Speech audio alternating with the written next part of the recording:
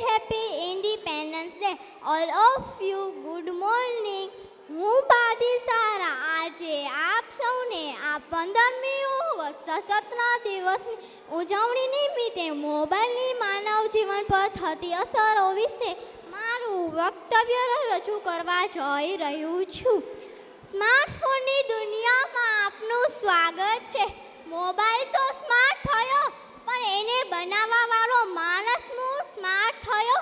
સ્માર્ટફોનની દુનિયા છે આ, જ્યાં નિજી વસ્તુઓ સ્માર્ટ બની રહી છે અને માણસ પોતે બેકાર બની રહ્યો છે. મોબાઈલ છે કે ટેલિફોન, ડિજિટલ ફોન જેવા વિવિધ નામોથી ઓળખીએ છીએ. મોબાઈલનો ઉપયોગ જ્યારે કોલ કરવા અને રિસીવ કરવા માટે જ થતો હતો, આજે તે માણસના જીવનમાંથી ક્યારેય છૂટું ન પાડી શકાય તેવું અભિન્ન અંગ બની ગયું છે. જાણે મોબાઈલ એ જ માણસનું જીવન બની ગયું હોય. માય ડિયર ફ્રેન્ડ્સ, વૈજ્ઞાનિકોએ પરમાણુ વિખંડન કર્યું. શા માટે? ઉર્જા મેળવવા.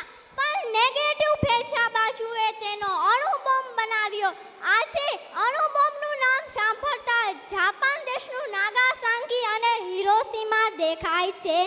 માય ડિયર ફ્રેન્ડ, જ્યારે કોઈ નવી ટેકનોલોજી આવે છે તો તેનો હેતુ ખૂબ જ સારો હોય છે, પણ માણસનું આ શૈતાની મગજ તેને નેગેટિવ દિશામાં લઈ જાય છે.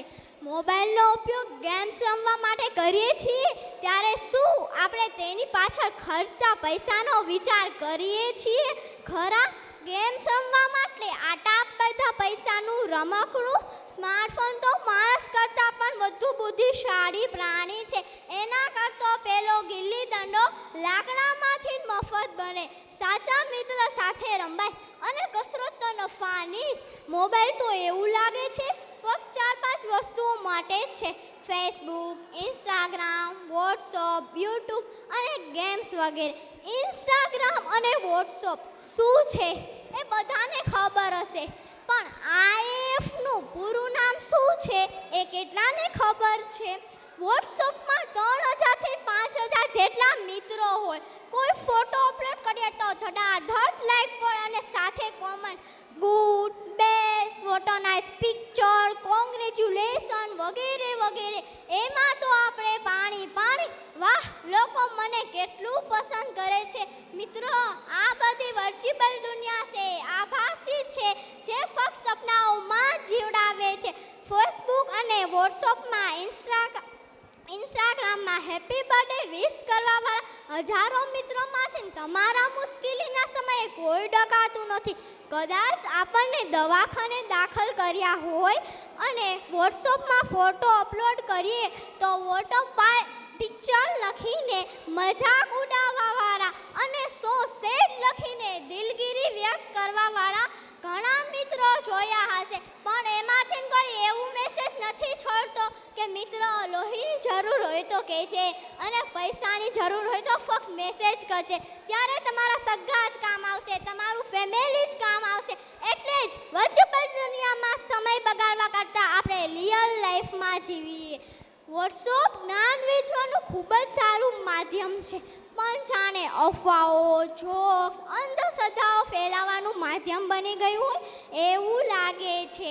આ ફલાણાનો ફોટો 10 લોકોને શેર કરો, નહીંતર તમારું પૂરું થશે. આવા મેસેજ શું એજ્યુકેટેડ જમાનાને શોભે છે? દેશમાં તૂફાનો આવા માધ્યમથી જ થાય છે અને રાજકીય તત્વ સોશિયલ મીડિયાનો પોતાના સ્વાર્થ ખાતર ઉપયોગ કરીને યુવાનોની શક્તિને ખોટા માર્ગે ભટકાવે છે. યુવાનોએ ખાસ કરીને પોતાના શિક્ષણમાં ધ્યાન દેવું, નહીં કે વર્ચ્યુઅલ દુનિયાના ટ્રેન્ડમાં. એક તત્વચિંતકે ખૂબ જ સાચું કીધું છે: જો તમારે જીવનમાં આગળ વધવું હોય તો ખૂબ જ ઓછા મિત્ર રાખજો, જે તમારા ટાઈમ પાસ માટે નહીં પણ ટાઈમ પાસ ન કરાવે તેવો હોય. જ્યારે મોબાઈલ એ માણસ દ્વારા કંટ્રોલ થવાનો હોય, આજે તેનું ઉલટું દેખાઈ રહ્યું છે. માણસે મોબાઈલ દ્વારા કંટ્રોલ થઈ રહ્યો દેખાય છે. જરૂર જેટલી લાગણીઓ રિચાર્જ કરતો થઈ ગયો, ખરે ટાણે 0 બેલેન્સ દેખાડતો થઈ ગયો.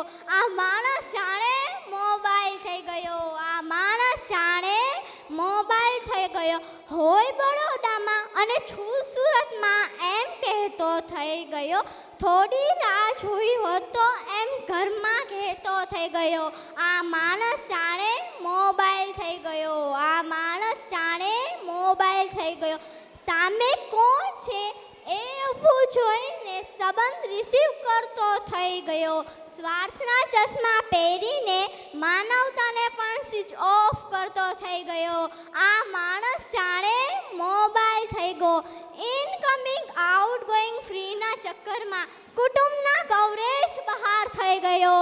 આ માણસ જાણે મોબાઈલ થઈ ગયો, આ માણસ જાણે મોબાઈલ થઈ ગયો.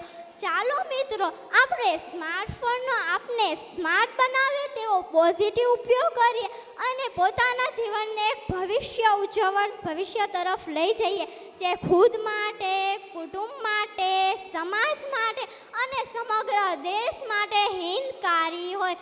Thank you. જય હિન્દ, જય ભારત.